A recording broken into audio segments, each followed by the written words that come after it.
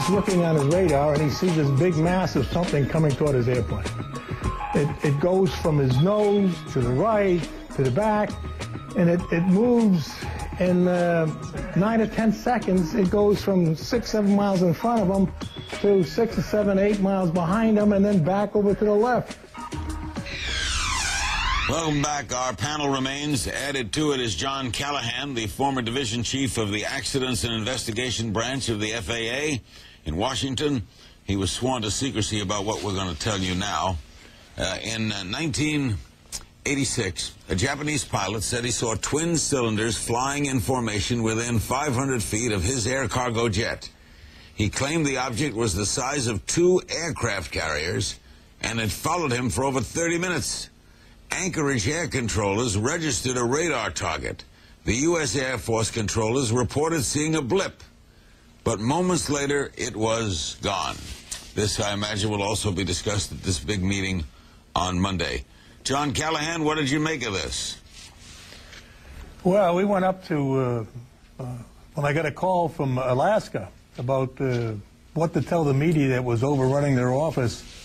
When I asked him why, he says, oh, it's that UFO thing, you know, but who believes in UFOs? And I said, I have no idea what you're talking about. And he went on to explain how the 747 was chased for 31 minutes in Alaska. So I said, well, tell the media that this is under investigation, and then send all that data, all the discs, the voice tapes, all the printouts to the FAA Tech Center in Atlantic City, and we'll go up and take a look.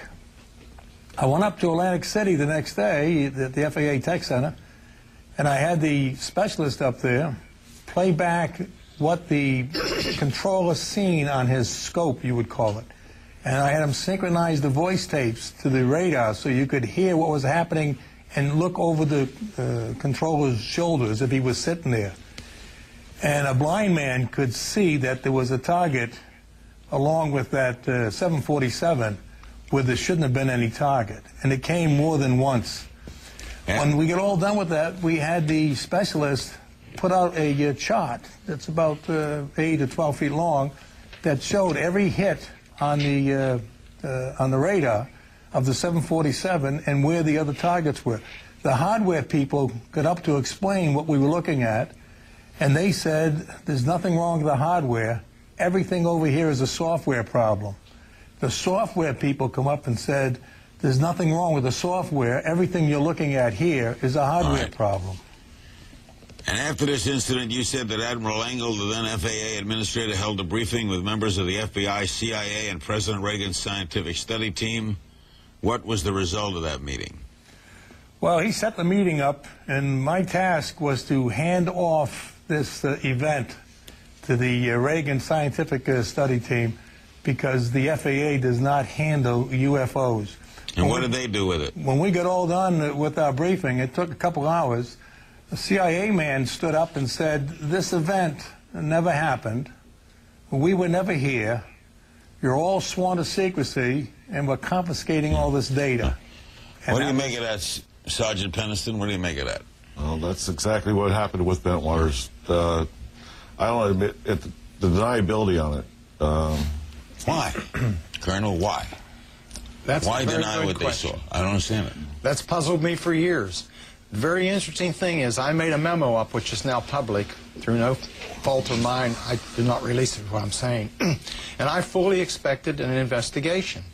I have never been debriefed. James Fox, who, by the way, has a new movie in the works called Beyond the Blue. His early one was Out of the Blue. Why do they deny it, in your opinion, as a layman?